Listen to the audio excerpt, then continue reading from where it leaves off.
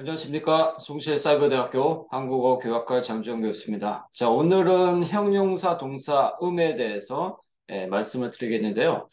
이 문법 항목은 저희가 4급 정도에서 가르칩니다. 한 중급이죠. 4급 정도에서 가르치는 문법입니다. 이것이 학생들에게 어떻게 가르치냐에 따라 좀 이것이 난해할 수가 있거든요. 물론 뭐 다른 것도 다 마찬가지긴 한데요. 이 문법 항목에 대해서 오늘 좀 말씀을 드리도록 하겠습니다.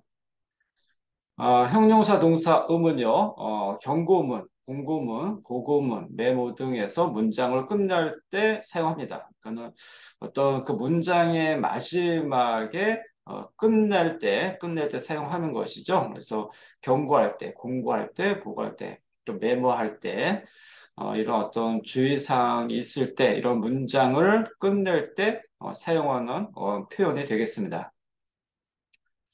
자, 예를 들어서, 자, 이런 것들은 기대면 안 된다인데, 기대면 안 됨. 또 떨어질 수도 있음. 이렇게, 받침이 있으면 음이고요. 받침이 없으면, 자, 이렇게 미음으로 사용을 합니다.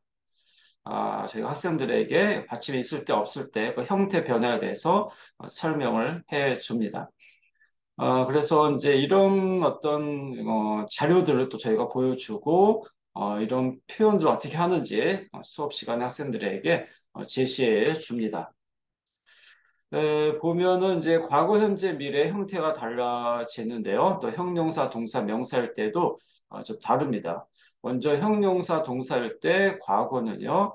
자, asum, asum, 했음 이렇게 사용을 할 수가 있겠습니다. 물론 이제 그냥 음으로 쓸 수도 있습니다. 그래서 현재 과거를 좀 혼용할 수 있습니다. 그래서 asum, asum, 했음 그냥 음도 되고요. 그래서 받침이 있으면 없으면 미음이 되겠습니다.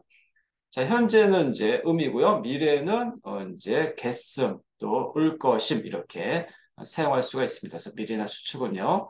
명사일 때는 과거는 자, 받침이 있으면 이었음, 없으면 였음이고요. 그다음에 임도 괜찮습니다. 현재 과거는 같이 이렇게 혼용해서 사용할 수가 있습니다. 자, 그 다음에, 현재일 때는 임이고요. 그 다음에 미래나 추측일 때는 뭐뭐일 것임. 네, 뭐뭐일 것임. 추측이죠. 그래서 뭐뭐일 것임. 이렇게 형태의 변화가 있습니다. 그래서 이것이 4급에서 가르치니까요. 이런 형태의 변화가 좀 많이 있습니다. 그래서 이런 것들을 저희가 하나씩 하나씩, 단어들을, 사용하면서 적용해서 설명을 해 줘야 됩니다. 자, 그 다음에 저희가 음과 기를 좀 비교해야 되는데요. 이것이 이제 유사 문법입니다. 그래서 동사 기는 이것을 2급에서 초급에서 배우는 문법이고요. 음은 아까 말씀드린 것처럼 4급 중급에서 배우는 문법입니다. 그래서 먼저 기를 배우고 그다음에 음을 배우는데요. 이것이 좀 유사하기 때문에 그 차이점에 대해서 학생들에게 좀 잘 설명해 주셔야 학생들이 구분할 수가 있습니다. 자, 음은 이미 알고 있거나 일어난 사실에 많이 사용을 합니다. 어떤 알고 있거나 일어난 사실에 많이 사용을 하고요. 기는 미래 계획이나 해야 할 일, 또 취미 등에 많이 사용을 합니다. 음은 보통 어떤 뭐 메모할 때, 그 다음에 이미 알고 있거나 일어난 사실, 이때 많이 쓰고, 기는 좀 반대되는 개념이죠. 어떤 미래 계획이나 해야 할 일, 그 다음에 취미 등. 취미가 뭐예요? 그러면 뭐 요리하기예요. 죠 운동하기. 기를 씁니다. 요리함, 운동함 이게 아니라요. 그래서 기와 음이 이것이 다 명사형이죠.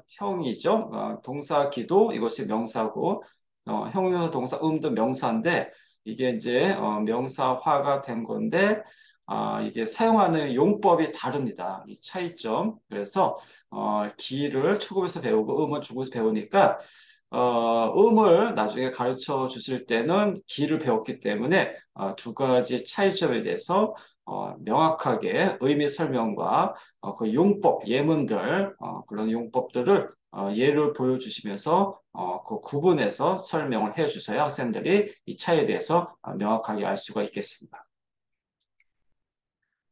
네, 자, 그래서 오늘은 형용사 동사 음에 대해서 말씀을 드렸습니다. 선생님들께서 참조하셔서요. 학생들 가르치실 때 도움이 되시면 좋겠습니다. 자, 그럼 다음 영상에서 또 인사드리도록 하겠습니다. 네, 감사합니다. 안녕히 계십시오.